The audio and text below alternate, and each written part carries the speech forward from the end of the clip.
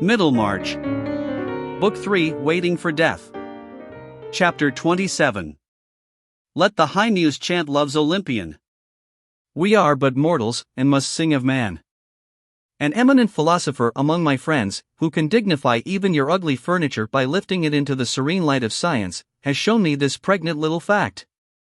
Your pier glass or extensive surface of polished steel made to be rubbed by a housemaid, will be minutely and multitudinously scratched in all directions, but place now against it a lighted candle as a center of illumination, and lo!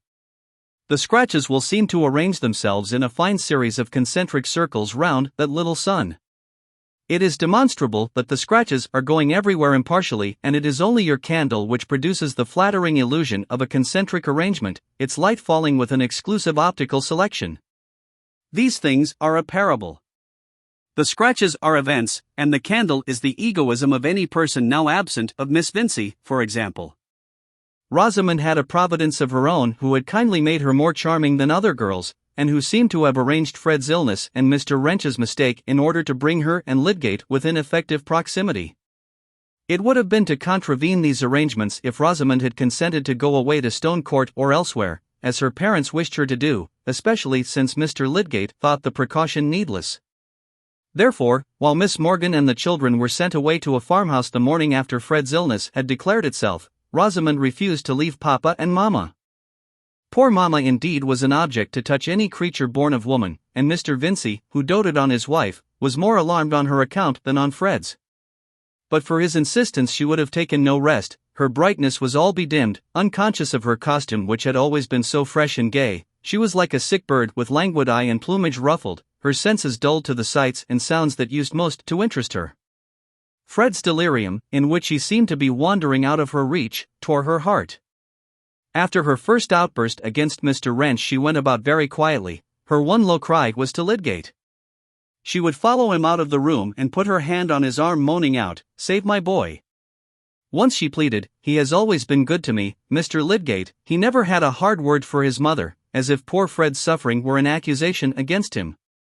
All the deepest fibers of the mother's memory were stirred, and the young man whose voice took a gentler tone when he spoke to her, was one with the babe whom she had loved, with a love new to her, before he was born. "I have good hope, Mrs. Vincy," Lydgate would say. "Come down with me, and let us talk about the food." In that way he led her to the parlor where Rosamond was, and made a change for her, surprising her into taking some tea or broth which had been prepared for her. There was a constant understanding between him and Rosamond on these matters. He almost always saw her before going to the sick-room, and she appealed to him as to what she could do for Mamma. Her presence of mind and adroitness in carrying out his hints were admirable, and it is not wonderful that the idea of seeing Rosamond began to mingle itself with his interest in the case. Especially when the critical stage was past, and he began to feel confident of Fred's recovery. In the more doubtful time, he had advised calling in Dr. Sprague, who, if he could, would rather have remained neutral on Wrench's account, but after 2 consultations, the conduct of the case was left to Lydgate, and there was every reason to make him assiduous. Morning and evening he was at Mr. Vincy's, and gradually the visits became cheerful as Fred became simply feeble, and lay not only in need of the utmost petting but conscious of it, so that Mrs. Vincy felt as if, after all, the illness had made a festival for her tenderness. Both father and mother held it an added reason for good spirits when old Mr. Featherstone sent messages by Lydgate, saying that Fred must make haste and get well, as he, Peter Featherstone, could not do without him, and missed his visits sadly. The old man himself was getting bedridden. Mrs. Vincy told these messages to Fred when he could listen, and he turned towards her his delicate, pinched face, from which all the thick blonde hair had been cut away, and in which the eyes seemed to have got larger, yearning for some word about Mary, wondering what she felt about his illness. No word passed his lips, but to hear with eyes belongs to love's rare wit, and the mother in the fullness of her heart not only divined Fred's longing, but felt ready for any sacrifice in order to satisfy him. "If I can only see my boy strong again," she said, in her loving folly, "and who knows, perhaps master of Stone Court. And he can marry anybody he likes then." "Not if they won't have me, mother," said Fred. The illness had made him childish, and tears came as he spoke. "Oh, take a bit of jelly, my dear," said Mrs. Vincy, secretly incredulous of any such refusal. She never left Fred's side when her husband was not in the house, and thus Rosamond was in the unusual position of being much alone. Lydgate, naturally, never thought of staying long with her, yet it seemed that the brief impersonal conversations they had together were creating that peculiar intimacy which consists in shyness. They were obliged to look at each other in speaking, and somehow the looking could not be carried through as the matter of course which it really was. Lydgate began to feel this sort of consciousness unpleasant and one day looked down, or anywhere, like an ill-worked puppet. But this turned out badly. The next day, Rosamond looked down, and the consequence was that when their eyes met again, both were more conscious than before. There was no help for this in science, and as Lydgate did not want to flirt, there seemed to be no help for it in folly. It was therefore a relief when neighbors no longer considered the house in quarantine, and when the chances of seeing Rosamond alone were very much reduced. But that intimacy of mutual embarrassment, in which each feels that the other is feeling something, having once existed, its effect is not to be done away with. Talk about the weather and other well-bred topics is apt to seem a hollow device, and behavior can hardly become easy unless it frankly recognizes a mutual fascination which of course need not mean anything deep or serious. This was the way in which Rosamond and Lydgate slid gracefully into ease, and made their intercourse lively again. Visitors came and went as usual, there was once more music in the drawing-room, and all the extra hospitality of Mr. Vincey's mayoralty returned. Lydgate, whenever he could, took his seat by Rosamond's side, and lingered to hear her music, calling himself her captive, meaning, all the while, not to be her captive. The preposterousness of the notion that he could at once set up a satisfactory establishment as a married man was a sufficient guarantee against danger. This play at being a little in love was agreeable, and did not interfere with graver pursuits. Flirtation, after all, was not necessarily a singeing process. Rosamond, for her part, had never enjoyed the days so much in her life before. She was sure of being admired by someone worth captivating, and she did not distinguish flirtation from love, either in herself or in another. She seemed to be sailing with a fair wind just whither she would go, and her thoughts were much occupied with a handsome house in Lowickgate which she hoped would by and by be vacant. She was quite determined, when she was married, to rid herself adroitly of all the visitors who were not agreeable to her at her father's, and she imagined the drawing-room in her favorite house with various styles of furniture.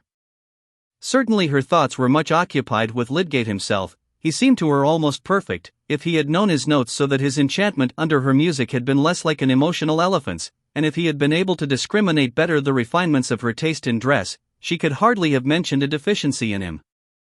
How different he was from young Plymdale or Mr. Caius Larcher! Those young men had not a notion of French, and could speak on no subject with striking knowledge, except perhaps the dyeing and carrying trades, which of course they were ashamed to mention. They were Middlemarch gentry, elated with their silver-headed whips and satin stocks, but embarrassed in their manners, and timidly jocose. Even Fred was above them, having at least the accent and manner of a university man.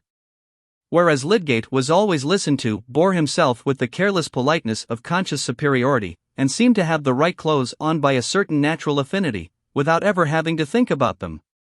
Rosamond was proud when he entered the room, and when he approached her with a distinguishing smile, she had a delicious sense that she was the object of enviable homage. If Lydgate had been aware of all the pride he excited in that delicate bosom, he might have been just as well pleased as any other man, even the most densely ignorant of humoral pathology or fibrous tissue. He held it one of the prettiest attitudes of the feminine mind to adore a man's preeminence without too precise a knowledge of what it consisted in. But Rosamond was not one of those helpless girls who betray themselves unawares, and whose behavior is awkwardly driven by their impulses, instead of being steered by wary grace and propriety. Do you imagine that her rapid forecast and rumination concerning house furniture and society were ever discernible in her conversation, even with her mamma? On the contrary, she would have expressed the prettiest surprise and disapprobation if she had heard that another young lady had been detected in that immodest prematureness. Indeed, would probably have disbelieved in its possibility. For Rosamond never showed any unbecoming knowledge, and was always that combination of correct sentiments, music, dancing, drawing, elegant note-writing, private album for extracted verse, and perfect blonde loveliness, which made the irresistible woman for the doomed man of that date. Think no unfair evil of her, pray. She had no wicked plots, nothing sordid or mercenary. In fact, she never thought of money except as something necessary which other people would always provide. She was not in the habit of devising falsehoods, and if her statements were no direct clue to fact, why, they were not intended in that light. They were among her elegant accomplishments, intended to please. Nature had inspired many arts in finishing Mrs. Lemon's favorite pupil, who by general consent, Fred's accepted, was a rare compound of beauty, cleverness, and amiability. Lydgate found it more and more agreeable to be with her, and there was no constraint now. There was a delightful interchange of influence in their eyes, and what they said had that superfluity of meaning for them, which is observable with some sense of flatness by a third person. Still they had no interviews or asides from which a third person need have been excluded. In fact, they flirted, and Lydgate was secure in the belief that they did nothing else. If a man could not love and be wise, surely he could flirt and be wise at the same time? Really, the men in Middlemarch, except Mr. Fairbrother, were great bores, and Lydgate did not care about commercial politics or cards. What was he to do for relaxation? He was often invited to the Bulstrodes, but the girls there were hardly out of the schoolroom, and Mrs. Bulstrode's naive way of conciliating piety and worldliness, the nothingness of this life and the desirability of cut glass, the consciousness at once of filthy rags and the best damask, was not a sufficient relief from the weight of her husband's invariable seriousness. The Vincey's house, with all its faults, was the pleasanter by contrast. Besides, it nourished Rosamond, sweet to look at as a half-opened blush rose, and adorned with accomplishments for the refined amusement of man. But he made some enemies, other than medical, by his success with Miss Vincey. One evening he came into the drawing-room rather late, when several other visitors were there. The card table had drawn off the elders, and Mr. Ned Plymdale, one of the good matches in Middlemarch, though not one of its leading minds, was in tête-à-tête with Rosamond. He had brought the last keepsake, the gorgeous watered silk publication which marked modern progress at that time, and he considered himself very fortunate that he could be the first to look over it with her, dwelling on the ladies and gentlemen with shiny copperplate cheeks and copperplate smiles, and pointing to comic verses as capital and sentimental stories as interesting.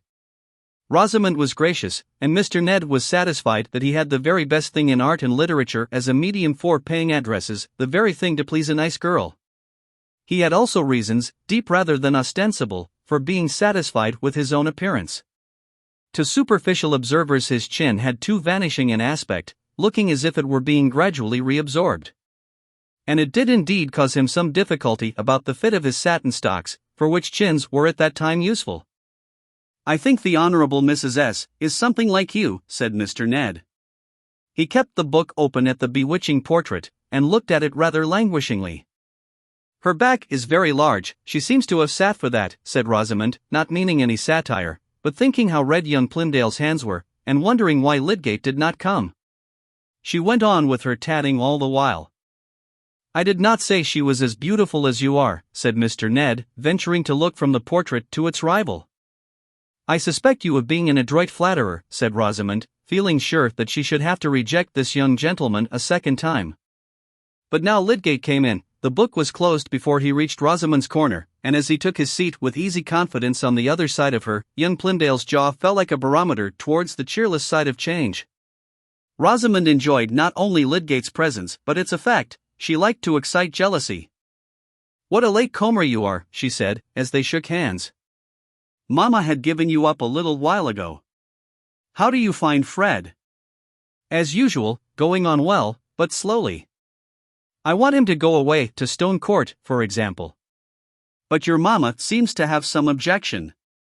"Poor fellow," said Rosamond, prettily.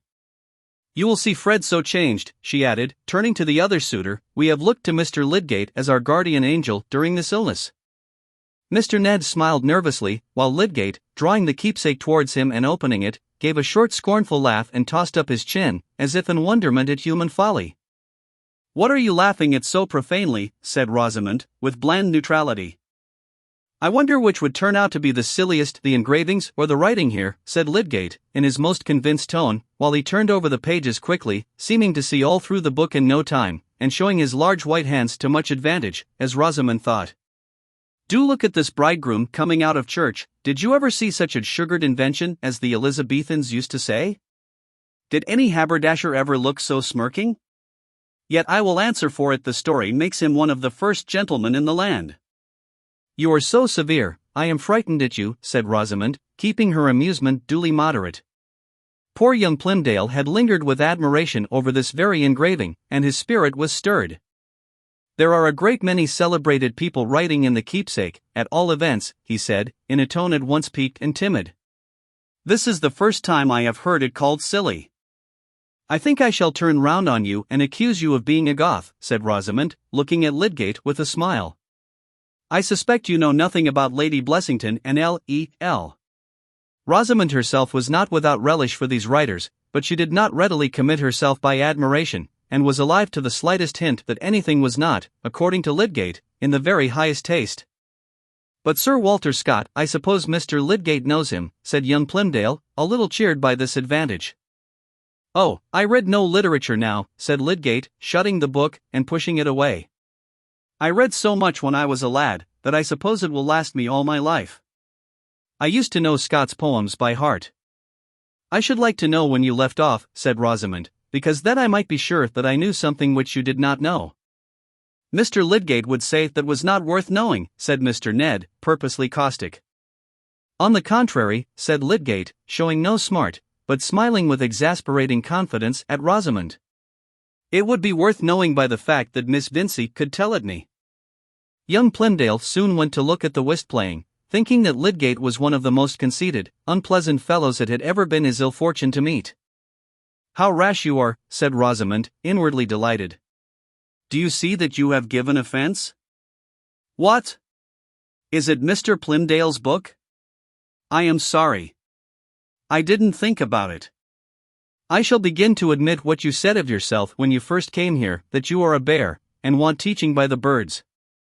Well, there is a bird who can teach me what she will. Don't I listen to her willingly?" To Rosamond it seemed as if she and Lydgate were as good as engaged. That they were some time to be engaged had long been an idea in her mind, and ideas, we know, tend to a more solid kind of existence, the necessary materials being at hand. It is true, Lydgate had the counter-idea of remaining unengaged, but this was a mere negative, a shadow cast by other resolves which themselves were capable of shrinking. Circumstance was almost sure to be on the side of Rosamond's idea, which had a shaping activity and looked through watchful blue eyes, whereas Lydgate's lay blind and unconcerned as a jellyfish which gets melted without knowing it. That evening when he went home, he looked at his files to see how a process of maceration was going on, with undisturbed interest, and he wrote out his daily notes with as much precision as usual. The reveries from which it was difficult for him to detach himself were ideal constructions of something else than Rosamond's virtues, and the primitive tissue was still as fair unknown. Moreover, he was beginning to feel some zest for the growing though half-suppressed feud between him and the other medical men, which was likely to become more manifest, now that Bulstrode's method of managing the new hospital was about to be declared, and there were various inspiriting signs that his non-acceptance by some of Peacock's patients might be counterbalanced by the impression he had produced in other quarters. Only a few days later, when he had happened to overtake Rosamond on the Lowick Road and had got down from his horse to walk by her side until he had quite protected her from a passing drove, he had been stopped by a servant on horseback with a message calling him into a house of some importance where Peacock had never attended, and it was the second instance of this kind. The servant was Sir James Chetham's, and the house was Lowick Manor.